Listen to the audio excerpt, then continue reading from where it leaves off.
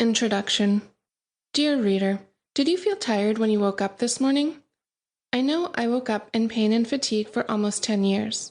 The years I was supposed to be young and healthy, I could barely get myself out of bed in the morning.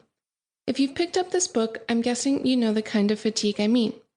The type of tired where you feel like you ran a marathon the day before, but all you did was switch over a load of laundry. The kind of fatigue where you wake up still tired after a fitful night of sleep. The fatigue that, no matter how long you rest for, doesn't go away. What's more, there's no known cause or cure for this illness. I know that when I was ill, I was sent from doctor to doctor and had a new bottle of sleeping pills on my nightstand every month, but I never got better. I spent over $1,000 on a liquid cleanse when I was a university student and did not have $1,000 to spend. The cleanse claimed to be filled with nutrients and made promises of increased energy and improved sleep. After wasting a lot of time and money, all I felt was hungry. I still wasn't sleeping, and I still didn't have more energy. I didn't have what you would call a normal university experience. Sure, there were the times when I functioned semi-normally, times when I went to parties and made new friends to have late-night study sessions with. But there were also the times when my days were filled with emails to professors asking for extensions on the latest paper because of extreme brain fog. There were the hours spent poring over someone else's notes trying to decipher what the student hired by Disability Services had written. There was my boyfriend dropping in for 20 minutes to help me switch over the laundry and pick up a paper to deliver to my professor's mailbox because I couldn't make the 10-minute walk to campus. There were the never-ending doctor's visits. I often wondered what my life would be like after university. Would I be able to have a job, go traveling? What opportunities would I have had if I wasn't ill and had been able to perform better at school? While university was one of the lowest points in my journey with chronic fatigue syndrome, it's also where I began my healing journey. From rock bottom, I began to claw my way back to a healthy life. It was at this time I also got a referral to a new doctor in a holistic health center. It was here I first started practicing yoga and meditation. I also saw a nutritionist, occupational therapist, and counselor.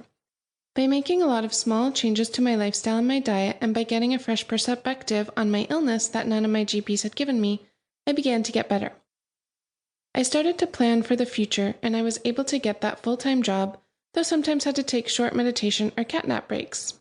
At the same time, I was finishing up my psychology degree.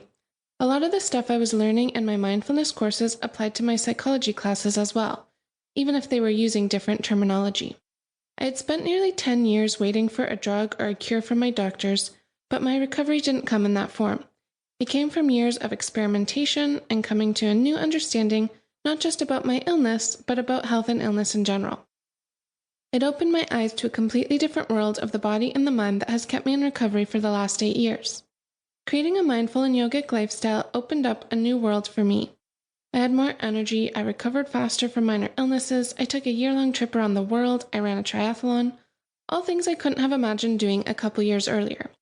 I really wish I could tell you that I had a magic spell, analgesia, that could make the fatigue go away.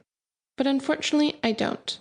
What I do have is almost 10 years worth of research and experimentation in both Western and Eastern medicinal practices that I'd like to share with you in the hopes that it will make your journey to recovery a little easier than mine was.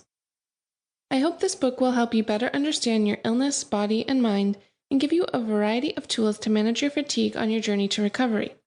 This book is split into 7 chapters or steps. The first 2 chapters are theory-heavy and focus on helping you understand chronic fatigue from both a scientific and a yogic perspective. If you're having a brain fog day, you might not take everything in these chapters, but that's okay. The next 5 steps focus on practical and easy-to-follow things you can try, and they are the most essential part of the book. As the great yoga teacher Patabi Joyce says, do your practice and all is coming.